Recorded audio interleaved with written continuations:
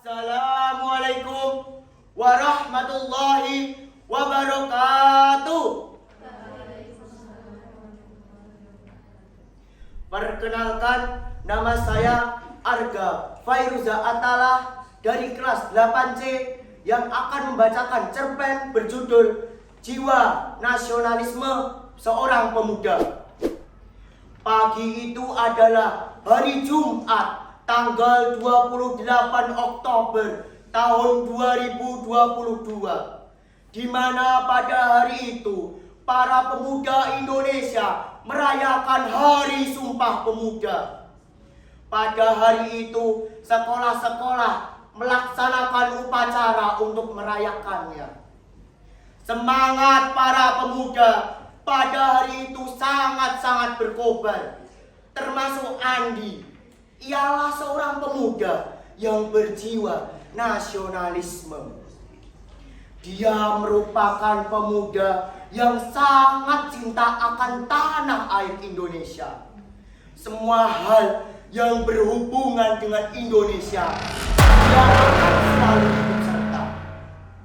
Hari itu Andi mengikuti acara yang merayakan Hari Sumpah Pemuda.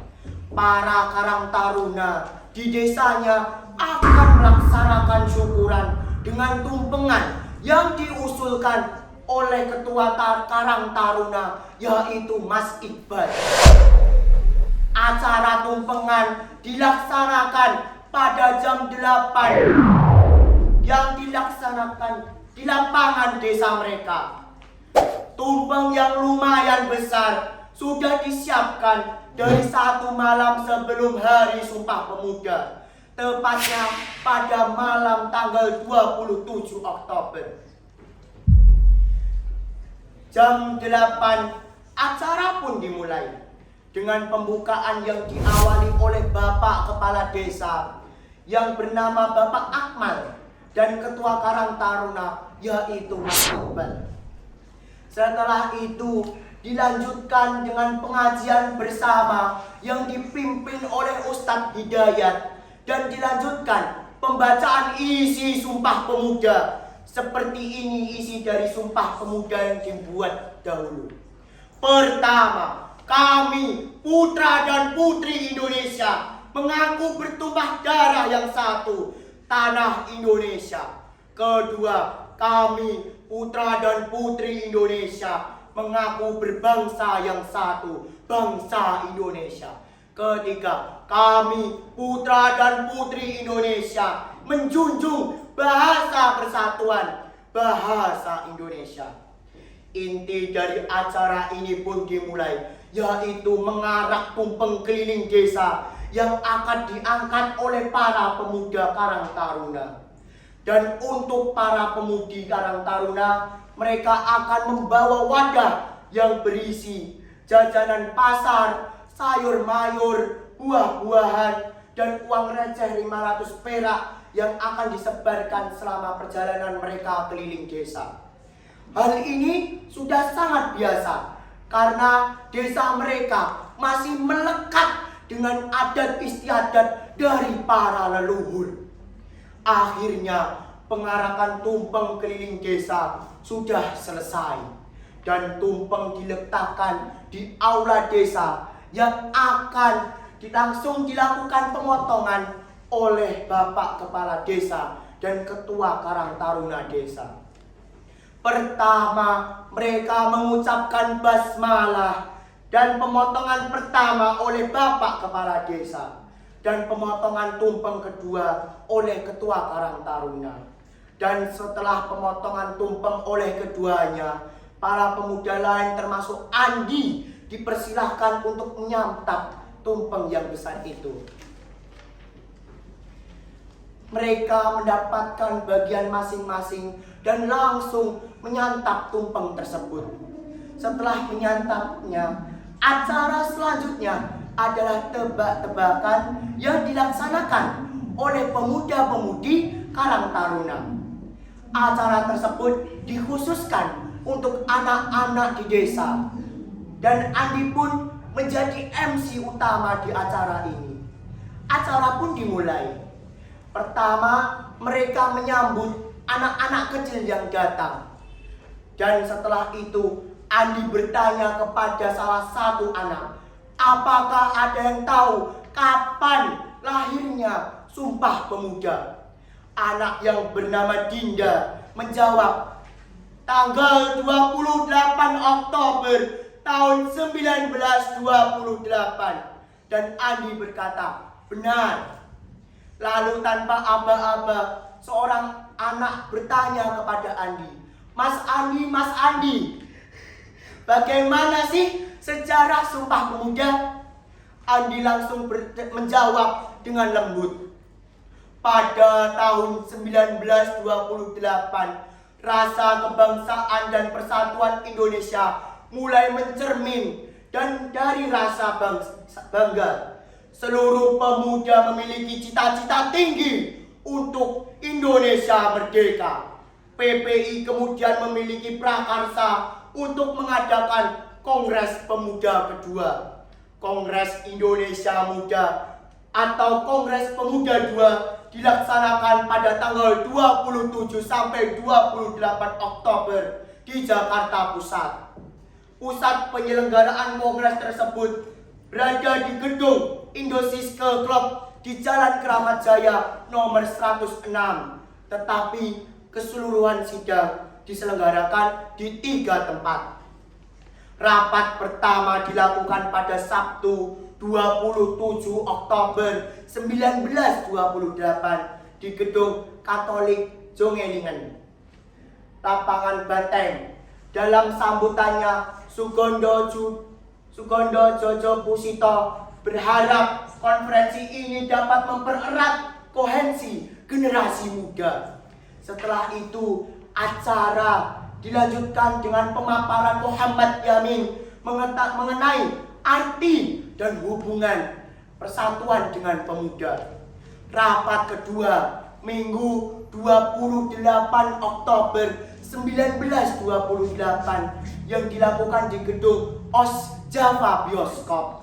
Dalam rapat kedua ini mereka membahas mengenai masalah pendidikan. Rapat ini dihadiri oleh kedua pembicara, yaitu Purnomo Wulan dan Sarmidi Mangku Sarkoro.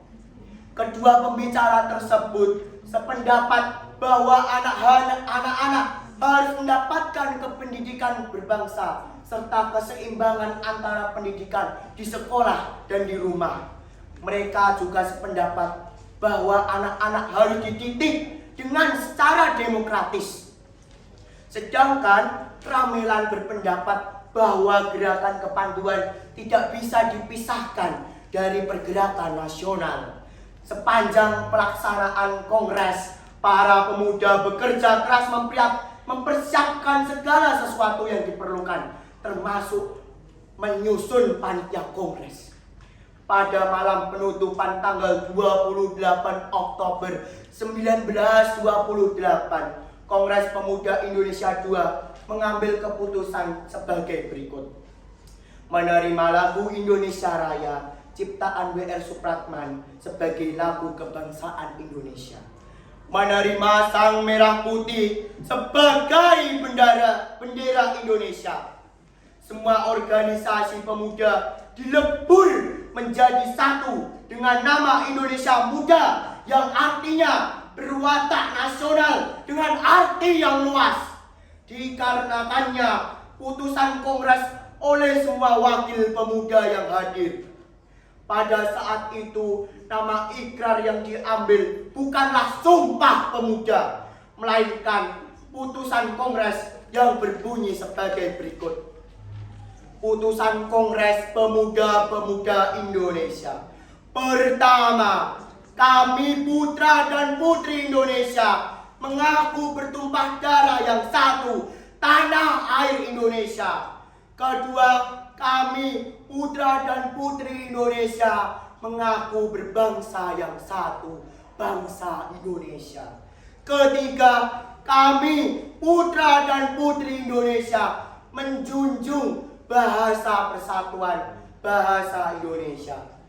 Keputusan ini wajib digunakan di semua perkumpulan kebangsaan Indonesia untuk memperkuat persatuan dan kesatuan. Dan begitulah sejarah singkat tentang lahirnya Sumpah Pemuda, kata Andi. Dan anak tadi berterima kasih. Dan acara pun ditutup dengan tepuk tangan bersama. Sekian cerpen singkat dari saya. Terima kasih. Wassalamualaikum warahmatullahi wabarakatuh. Assalamualaikum warahmatullahi wabarakatuh. Nama saya Iska Asyar Murad, kelas 8C. Saya akan tema hari ini Hari Sumpah Pemuda. Matahari terbangun terlalu pagi, rasanya akan tertidur baru beberapa menit. Teriknya menggerisik wajahku, melewati sela-sela dedaunan dan menembus jendela pada rumahku. Pelukannya yang hangat membuat kantukku semakin hilang. Aku bergegas karena jarum jam sudah menunjuk pukul 6. Sedangkan hari ini aku menjadi petugas upacara sebagai anggota Paskibra untuk memperingati Hari Sumpah Pemuda. Aku sekolah di SMP Birrul Walidain kelas 8. Selesai aku siap-siap untuk berangkat sekolah. Jarum jam menunjuk pukul 6:30 dan aku langsung menuju meja makan untuk sarapan pagi bersama ayah dan ibu.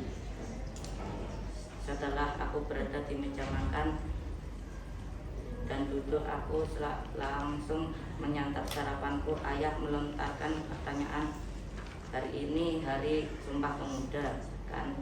"Iya ya," jawabku.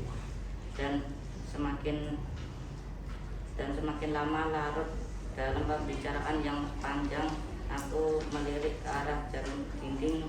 Tanpa aku sadari, ternyata sudah menunjuk pukul 7. Padahal upacara akan dimulai pukul 7, sedangkan jarak antara rumah dan sekolahku lumayan jauh. Aku langsung bergegas dan lari menuju motor merahku yang sudah dipanasi ayah dari tadi sebelum sarapan. Setelah aku sampai sekolah, semua petugas upacara sudah sampai dan hanya aku yang baru datang. Tapi syukurlah aku tidak dimarahi. "Budi, Budi!" Aku mendengarkan teriakan yang sepertinya memanggil namaku. Aku pun menoleh ke arah suara itu. Ternyata tadi suara Dani. "Sahabatku, ayo sini, cepat pakai perlengkapannya, udah mau dimulai nih," katanya. "Oh iya," jawabku sambil berlari menuju ke tempat Dani berdiri. Kebetulan tugasku dan tugas Dani sama, yaitu menjadi anggota Paskibra. Upacara pun dimulai. Karena sudah jam pukul 7:30, guru penjas Bapak Bayu mengkoordinasi kepada seluruh siswa untuk segera menuju lapangan untuk mengikuti upacara Sumpah Pemuda. Di tengah upacara berlangsung, salah satu petugas upacara namanya Rehan membaca ikrar Sumpah Pemuda yang berisi, kami putra dan putri Indonesia mengaku bertumpah darah yang satu tanah Indonesia. Kami putra dan putri Indonesia mengaku berbangsa yang satu bangsa Indonesia. Kami putra dan putri Indonesia menjunjung bahasa persatuan bahasa Indonesia. Setelah 50 menit berdiri, upacara pun akhirnya selesai juga. "Aduh, pegel banget," keluh Dani. "Iya sama Dan, tapi kita harus kuat karena kita putra Indonesia," kayak yang dibaca Rehan tadi. "Iya kan Han?" sambil menyinggol Rehan. Rehan langsung terkejut dan spontan berkata, "Iya." Kami semua langsung tertawa bebas. Setelah itu, untuk lebih memeriahkan Sumpah Pemuda, anggota IPM mengadakan lomba. Ada 3 mata lomba, yaitu desain grafis, membaca puisi, membaca cerpen. Aku dan Dani satu grup lagi untuk mengkoordinasi mata lomba. Kita kita kebagian di mata lomba membuat cerpen. Tapi tidak kita saja yang mengkoordinasi lomba membuat cerpen, ada juga Rehan. Kita bertiga sangat kompak dalam mengkoordinasi dan saling kerjasama karena kita adalah putra Indonesia. Sekian, wassalamualaikum warahmatullahi wabarakatuh. Assalamualaikum warahmatullahi wabarakatuh. Perkenalkan, nama saya Habibah Syimakuti Utomo dari kelas 7B. Saya akan membacakan cerpen dan karya sendiri. Saya sendiri berjudul Senja dan Sumpah Pemuda. Hari ini adalah pembagian tugas untuk para petugas upacara. Ada 6 siswa yang bertugas dan ada juga 5 siswa putra lain yang akan bertugas untuk upacara di tanggal 28 Oktober. Kira-kira kalian bakal jawab bagian apa? Tanya Senja yang sedang mengobrol dengan teman-teman petugas upacaranya. Aku sih berharap dapat susunan upacara. Kalau kamu, Sofia menjawab. Aku pengen banget jadi bagian bendera. Mereka semua keren. Senja tersenyum semangat, membayangkan bahwa dia akan mengerek bendera sampai atas dan menjadi pusat perhatian semua orang. Bu Guru udah datang. Mereka semua terdiam, menunggu Bu Guru mengumumkan bagian upacara. Hari ini, seperti yang Bu Guru janjikan, Bu Guru akan membagikan tugas untuk upacara minggu depan. Vanessa, Jesslyn, Lucy, kalian akan menjadi petugas bendera ya? Senja terdiam. Ya, dia tidak terpilih menjadi petugas bendera. Sofia bagian tata upacara dan Keisha bagian berdoa. Senja, kamu bagian membaca Sumpah Pemuda ya? Bu Guru memberikan sebuah buku berisi Sumpah Pemuda. Senja menghela nafas, sedikit kecewa. Apa dia memang tidak layak menjadi petugas bendera? Padahal saat diseleksi, Senja sudah melakukan yang terbaik. Dengan perasaan campur aduk, Senja menerima buku itu. Senja, lebih semangat. Mana ada baca Sumpah Pemuda lemas kayak gitu. Pak Erik, pelatih upacara, menegur Senja. Maaf Pak, ujar Senja malas-malasan. Ini sudah kedua kalinya mereka mengulang, dan semua gara-gara Senja. Kita ulangi dari awal, mau berjalan lancar atau tidak lancar, itu terserah kalian. Tugas saya hanya melatih, satu salah semua mengulangi. Pak Erik menatap mereka serius. Senja, kok kamu gitu sih? Udah mau selesai juga latihannya. Niko bersungut. Sudah, ayo kembali ke posisi. Semua akhirnya menurun. Tetap mengulangi latihan walau mereka sudah sangat lelah. Sudah sore, dan Senja sudah berada di rumahnya. Senja melempar tasnya ke sambaran arah, meloncat ke ranjang dan menutup wajahnya dengan bantal. Ia kesal, sangat kesal. Kenapa sih harus jadi membaca Sumpah Pemuda? Senja nggak suka, ia berseru. Mendengar teriakan Senja, Mama Senja menghampiri kamar Senja. Senja, ada apa nak? Senja disuruh jadi pembaca Sumpah Pemuda buat upacara minggu depan, Ma. Senja nggak suka. Senja lebih mau jadi petugas bendera. Cuma jadi begituan, nggak ada yang tertarik. Semua orang juga lebih memperhatikan petugas bendera, Ma. Loh, bagus dong. Senja kan jadi pembaca Sumpah Pemuda. Bukannya itu inti dari upacaranya ya? Masa Senja malah gak suka? Senja terdiam. Senja, walau kamu adalah perempuan, tapi kamu adalah bagian dari pemuda Indonesia, nak. Kamu harus belajar untuk mencintai tanah air, menghormati bangsamu dan menggunakan bahasa Indonesiamu dengan benar. Senja harus siap memimpin masa depan. Ajaklah pemuda-pemudi di sekolah kamu untuk menghayati Sumpah Pemuda itu. Nasib bangsa ada di tangan kalian, nak. Mama mengambil nafas sebentar dan kembali bekerja. Senja harusnya bangga menjadi inti dari upacara itu. Gak usah lihat dari tren atau enggaknya. Yang penting Senja sudah berusaha. Siapa bilang jadi pembaca Sumpah Pemuda di upacara itu gak keren? Jadi petugas upacara saja sudah keren, Senja. Sumpah Pemuda harusnya bisa dijadikan sebagai inspirasi bagi generasi muda Indonesia sekarang untuk membawa negara ini ke arah perubahan yang lebih baik. Bukan justru terpecah belah dalam pusaran konflik antar sesama anak bangsa sendiri. Kamu harus semangat, sebagai pemuda Indonesia sudah kewajibannya untuk mencintai tanah air. Jadi gimana? Mau mundur saja atau lanjut? Mama menghela nafasnya, menunggu jawaban dari Senja. Dan ternyata ucapan Mama berhasil meluluhkan hati Senja. Ma, terima kasih, Senja akan berusaha yang terbaik. Dan ini adalah latihan terakhir sebelum upacara hari esok. Senja dengan wajah ceria berdiri di posisinya. Kali ini Senja benar-benar akan serius. Setiap hari ia berlatih, berusaha yang terbaik untuk dirinya sendiri. Dari perkataan sang mama hari itu, Senja menjadi lebih menyukai tugasnya di upacara. Justru sekarang ia merasa jadi yang terpenting dalam upacara. Senja sudah siap. Sofia bertanya. Sudah yuk, mulai latihannya. Lalu akhirnya sudah tiba saatnya upacara. Sebelum upacara, Pak Erik bertanya pada Senja. Senja, lakukan yang terbaik. Upacara akan berjalan lumayan lama. Kamu yakin sanggup? Sanggup, Pak. Jika pemuda dulu berjuang berjam-jam, berhari-hari, bahkan bertahun-tahun untuk merumuskan Sumpah Pemuda ini demi persatuan bangsanya, dan rela mempertaruhkan segala yang mereka punya, maka kalau berjam-jam aku harus berdiri di bawah terik matahari melawan sedikit lelah untuk membacanya. Semua itu tidak ada apa-apanya. Aku sanggup, Pak. Assalamualaikum warahmatullahi wabarakatuh. Assalamualaikum warahmatullahi wabarakatuh. Halo hai teman-teman, kenalin, nama aku Kalisa, aku dari kelas 9B. Di sini aku bakal bacain kalian sebuah cerpen yang berjudul Harapan, karya Kalisa Windiana. Hujan mengguyur kota Sragen. Suasana pagi itu terasa dingin. Jalanan penuh dengan kendaraan. Pengendara motor menggunakan jas hujan.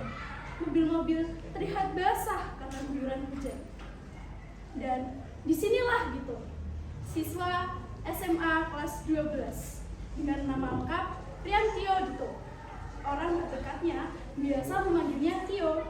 Sekarang ini berada di dalam mobil bersama kakaknya, Farah.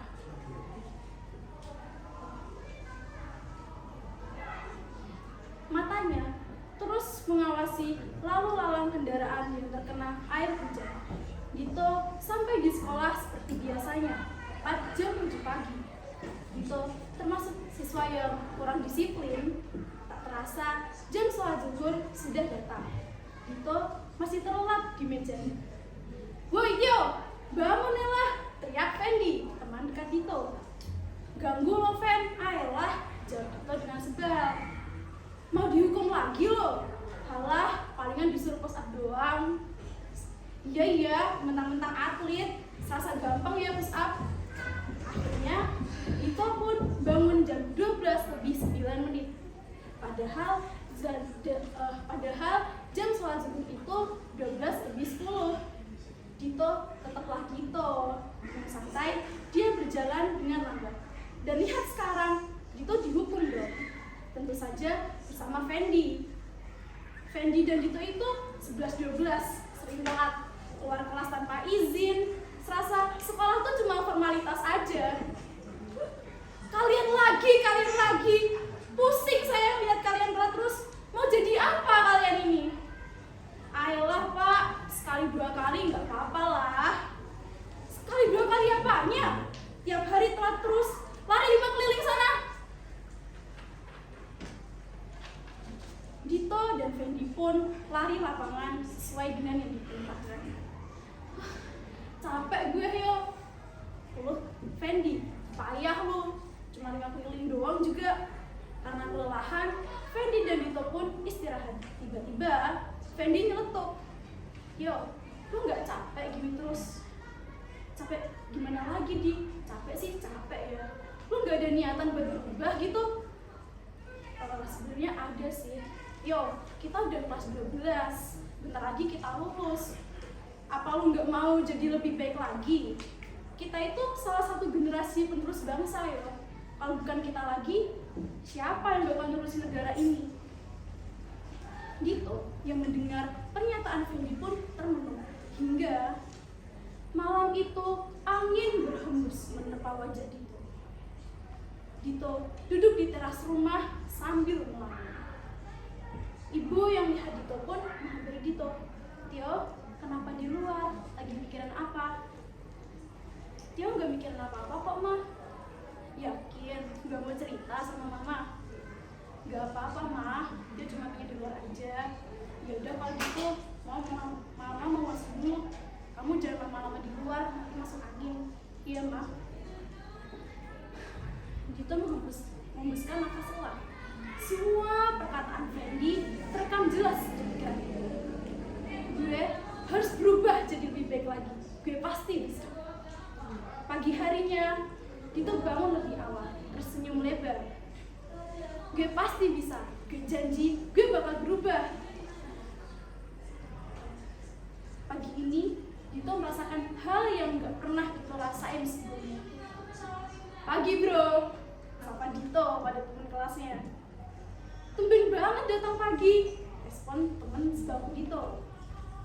Kayak gak pernah lihat gue datang pagi aja, emang gak pernah hilang ingatan lo. Dito gak menghiraukan omongan Dika. Dito beranjak menuju bangkunya, lalu mengeluarkan buku tugasnya. Selamat pagi dunia tipu-tipu.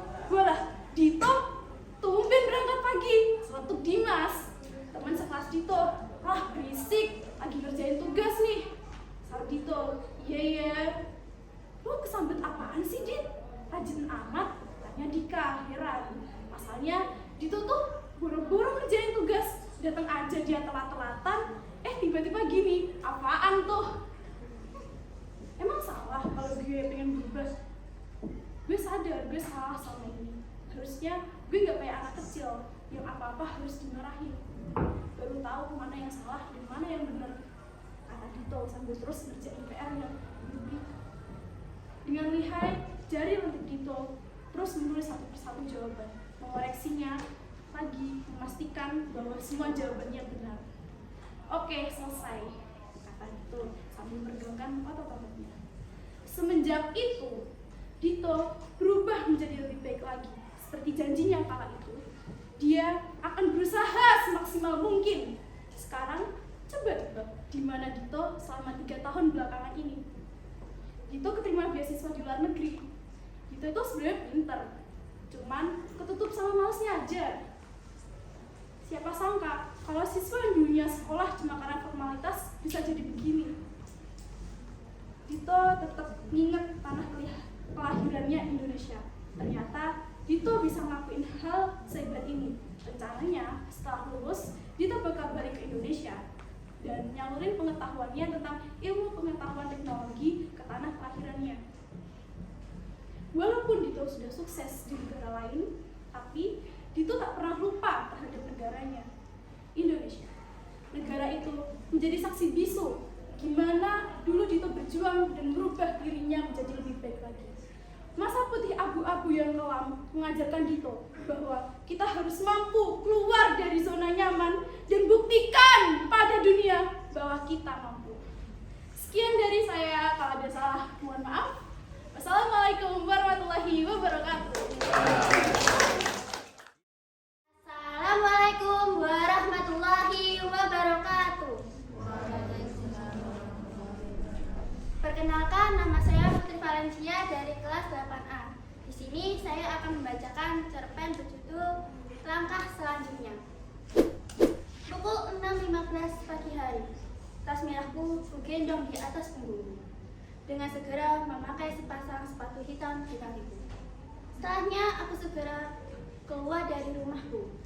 Ku tatap si Raja Siang sekilas. Untungnya si Raja Siang terdiri dari ufuk timur, bukan dari ufuk barat. Sylvia, ayo segera naik motor. Kita harus berangkat secepatnya. Ayah ada pertemuan dengan Tor nanti. Panggil ayah. Aku segera naik ke motor ayah. Setelah 10 menit perjalanan dari rumah ke sekolahan, ku langkahkan kaki untuk memulai pelajaran. Kring! Bel sekolah berbunyi. Semuanya beralih menuju ke lapangan dengan menggunakan topi. Pengibaran bendera telah dilakukan. Setelah selesai, semua langkah ke arahnya masing-masing. Ku duduk di bangkuku, melihat cahaya yang menyinari mejaku. Busan angin melewati jendela kelasku. Bel berbunyi lagi, menandakan pelajaran segera dimulai. Assalamualaikum anak-anak, Bu Iyun datang. Waalaikumsalam, Bu. Baiklah anak-anak, yang Ibu banggakan, kita akan mulai pelajaran PPKN pada hari ini. Kita akan masuk pada bab baru, yaitu bab Sumpah Pemuda. Adakah di sini yang tahu apa itu Sumpah Pemuda? Hari pengikraran Kongres Pemuda kedua pada tanggal 28 Oktober 1928. Ya, benar sekali ya. Setelah jam pelajaran berakhir, kring! Bel berbunyi pertanda istirahat. Sylvia pergi ke ruang Bu Iyun. Tok tok tok. Assalamualaikum Bu Iyun. Waalaikumsalam. Ada apa Via? Sylvia masuk ke ruang Bu Iyun dan duduk di kursi. Via pun bertanya, Bu, bagaimana caranya meneladani sikap Sumpah Pemuda? Oh, jadi kamu mau tahu cara meladeni sikap Sumpah Pemuda ya? Nah, jadi Via, cara meladeninya bisa dengan belajar yang giat, cinta dan beli produk lokal, menghargai dan menghormati perbedaan yang ada, dan masih banyak yang lain. Begitu ya Bu. Makasih ya Bu sarannya. Yuk Via. Delvia pun keluar dari ruang Bu Iyun. Di situ Via melihat ada sekumpulan 2 orang yang mengerumuni 1 orang.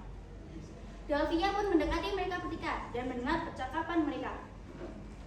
Hei Cia, kenapa kamu selalu minjem bolpen kelas sih? Duh, pasti gak punya bolpen ya. Hei, kalian mau ngapain Cia? Via, lihat deh, Cia sukanya minjem bolpen. Teman-teman, sebelumnya Cia minta maaf, soalnya Cia suka minjem bolpen kelas. Bolpen Cia sukanya macet-macet. Alah, pasti ngaku sih. Sisil, kamu gak boleh begitu. Ingat, fitnah lebih kejam dari pembunuhan. Kamu kok ngebela Cia sih, Vi? Ya tuh, pasti pilih kasih. Dia nggak ngebela siapa-siapa di sini. Cuma aja, kan Cia cuma minjem bolpennya 1. Ya kali minjem bolpen 10 buat nulis semua. Ya kasihan tutup bolpennya lah. Nanti kepisah sama bolpennya. Kayak kepisah sama pujaan hatinya. Ya benar juga sih. Cia cuma minjem 1 doang. Mungkin kita salah menanggapi Cia, Nana. Kamu benar, Sisil. Kita terlalu cepat mengambil keputusan. Makasih, Via, sudah nyalin kami. Iya. Jangan diulang lagi ya lain kali. Cia, maaf ya kami tanpa panjang lebar mikir kamu sukanya minjem bolpen kelas terus. Kami kira kamu gak mau beli sendiri. Iya, gak apa-apa kok, Sil. Nah, Cia juga salah, soalnya pinjam bolpen terus. Lain kali, Cia bakal beli bolpen lagi buat gantiin bolpen Cia yang macet-macet terus. Nah, gitu dong. Akur, jangan suka gaduh kayak netizen. Amanat yang dapat kita ambil dari cerita tersebut adalah jangan langsung menuduh orang sembarangan. Kita belum tahu masalah apa yang mereka alami. Sekian dan terima kasih. Wassalamualaikum warahmatullahi wabarakatuh. Assalamualaikum warahmatullahi wabarakatuh. Halo semua, selamat pagi. Izinkan saya memperkenalkan diri. Nama saya Fedira Hiranya Frenugraha dari kelas 9A. Di sini saya akan menceritakan kepada kalian sebuah karya cerpen bikinan saya yang berjudul Indahnya Indonesia. Pagi hari ini suasananya sangat cerah. Bahkan aku merasa hari ini terlihat lebih indah dari biasanya. Hari ini, tepatnya pada tanggal 28 Oktober 2022, sekolahku mengadakan upacara untuk memperingati Hari Sumpah Pemuda. Aku bergegas berjalan ke lapangan karena upacaranya akan dimulai. Hai Rika, kelihatannya kamu hari ini lebih semangat dari biasanya. What makes you excited? Kata temanku. Aku menoleh dan tersenyum. Ya, sekali-kali kita harus semangat untuk memperingati Hari Sumpah Pemuda. Ya, itu artinya apa ya, Neng? Itu bahasa Inggris kan? Ya ampun Rika, gitu aja gak tahu. Artinya itu, apa yang bikin kamu semangat gitu? Temanku yang lain ikut bergabung. Aku hanya terkekeh kecil sebagai jawaban. Akhirnya, kita sampai di lapangan dan upacara pun dimulai. Rika, kamu capek gak sih gini terus? Tanya Neng kepadaku. Aku hanya meliriknya lalu menggelengkan kepalaku. Ini belum seberapa dengan perjuangan pendahulu kita, Ney. Aku mendengar Ney berdecak kesal mendengar jawabanku. Upacara hari ini pun selesai. Aku bergegas kembali ke kelas.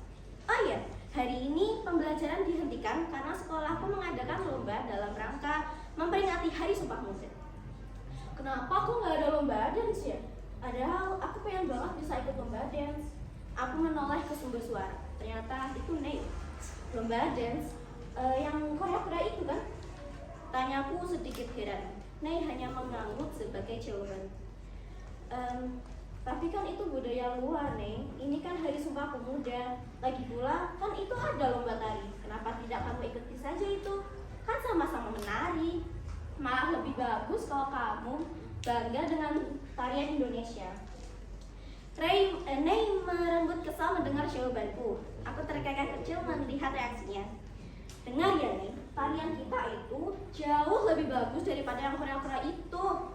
Dari pengetahuanku sih, tarian Indonesia lebih susah daripada yang dance Korea itu, jelasku.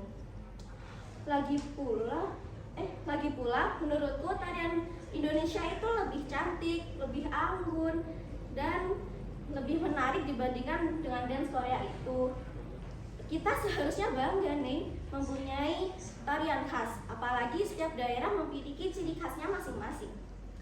Iya loh, Mei, kalau kamu mau bisa tarian Indonesia, aku bisa ngajarin kok, Mei. Asya ikut menimbrung obrolanku dengan Mei. Mei yang tadinya cemberut sekarang tersenyum. Kamu mau ajarin aku, Asya? Aku jadi penasaran sama tarian Indonesia nih. Akhirnya sejak saat itu, Mei mulai berlatih dengan Asya dan mengikuti banyak lomba. Tak jarang, ia juga mendapat juara. Nah, teman-temanku semua, sebagai pemuda bangsa, kita seharusnya bangga dengan apa yang kita miliki. Tidak semua yang di luar sana itu lebih bagus dibanding yang di lokal. Indonesia juga memiliki banyak ciri khas yang indah, dan kita harus melestarikan keindahan tersebut. Terima kasih sudah mendengarkan cerpen dari saya. Sekian.